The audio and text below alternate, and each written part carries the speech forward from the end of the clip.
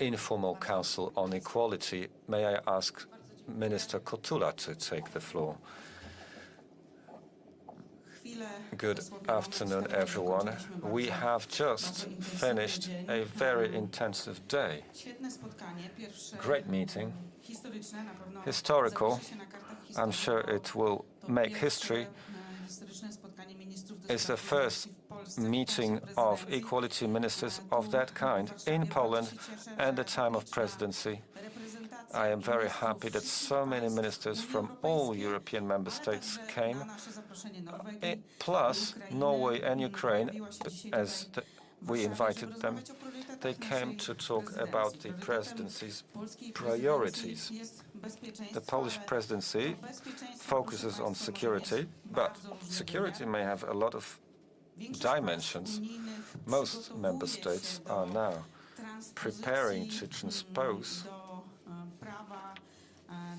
into their own legislation, and we also preparing in Poland to transpose the first European directive against violence. We all know what the Istanbul Convention is, how it has changed the Polish legislation. This convention basically builds the system of how to protect women and other victims of violence, but it also set a few standards. What we were talking about today was the digital world, because the first anti-discrimination directive focuses on new forms of violence, cyber violence. So we talked about cyber violence, stalking, doxing, cyber thrashing. I had to take notes about that.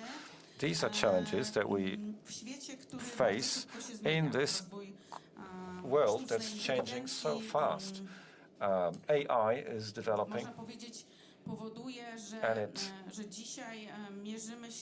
leads us to face new types of violence as experienced by women, but especially young women and girls, teenagers.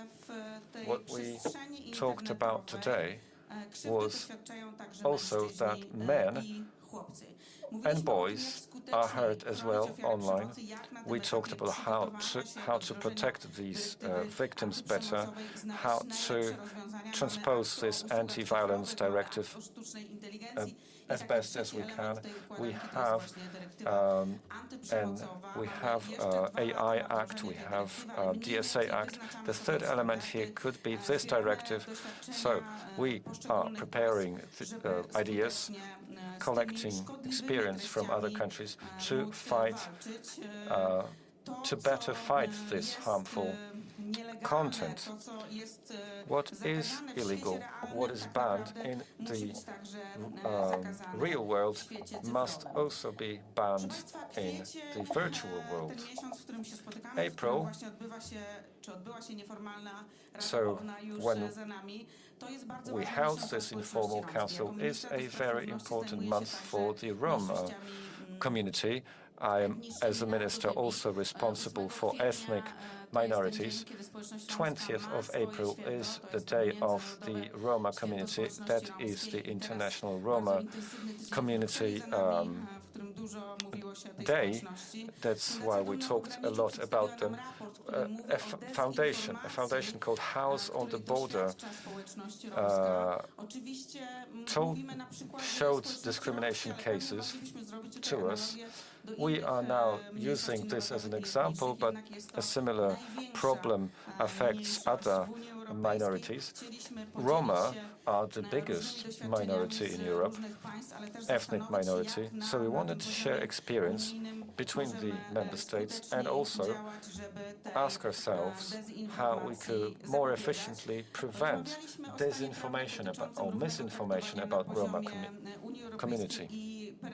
We talked about what we can do at the European level. We also talked about fighting discrimination through this intersectional directive. We talked about the Equality Directive. That's the missing element in our actions that would bring our actions to a new level, something that we do not have in Poland yet. It would be good to have more uniform standards. However, we have promised to you and all organizations protecting boys and men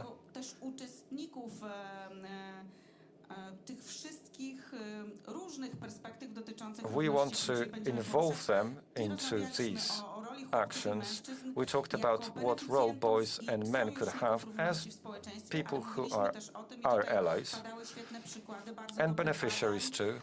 There were examples of very good research showing that boys and men, but especially young men, boys, are very often exposed to this kind of harmful content, whether they look for it or not. That affects their mental health, but it also shapes their views. And then these young women are then confronted with those views because they go online as well. So we also discussed what the European Union can do strategically to make sure everyone is covered by actions and legislation. We talked about exactly this intersectional approach.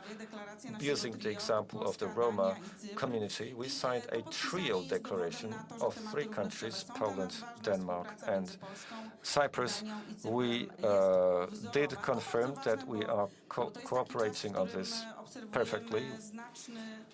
That's good, because we see a lot of backlash in the world, not just populism, but everything related to gender equality, women's rights. We also discussed everything around the 30th anniversary of the Beijing Declaration. That declaration is a beacon for us. We talked about how we should act. The time is passing, and we face new challenges. So we look at this declaration occasionally, and we look what new challenges are coming up. A new institutional cycle in the EU means 2 important strategies. I mentioned them, this gender equality strategy and LGBTIQ+ strategy. So the European Commission is preparing a roadmap of women's rights. We'll discuss it later this year with the Commission. But the Commissioner, unfortunately, had to go back home. But she mentioned that a lot of times, so we are going to do a lot on that. I think we all feel that this is a very important moment in the EU, where we need to decide on which side we are in terms of human rights. Do we want gender equality, human rights, and equal rights to remain as something important and a priority? We should remember not to look at equality, human rights as something contrary to security. They are a very important part of security. Looking at this from an individual's point of view. So I want to thank all member states for sending their representatives, for sharing this, talking with us here in Warsaw today. And when the trio is over, so Poland, Denmark, and Cyprus, when that ends, we will try to use that moment when the directive is transposed. That's how we're going to try to act together. Everything we do, like the digitalization of the blue card, we will present that here in Poland too. That all this is part of building up that system, including the European funds. We build support centers for discriminated persons. We want this directive to be imposed and to be transposed and for it to protect everyone. Bardzo proszę, Polska Agencja Prasowa. Do we have any questions? The Polish Press Agency. Katarzyna Czarnecka from the Polish Press Agency. I have a question to the Minister. On the basis of an exchange of experiences, an exchange of views that you held today, what are your expectations for the nearest future? Will there be any changes to Polish law? You said that you would inform us about it. Is there any specific you would wish to share? And are there any new ideas that come to mind that you hadn't experienced before? Regarding the first part of your question, well, part of this process that started many months ago, digitization of the blue card and a questionnaire, Article 20A, about risk, countering domestic violence, and also protection measures for people who are supportive to victims of violence. And this is basis of the Super Audit Bureau's study that there's a lot of burnout among people who are supporting victims of violence. We need to give some support for such persons. Plus, a local government will dispose of a program of supervision and protection.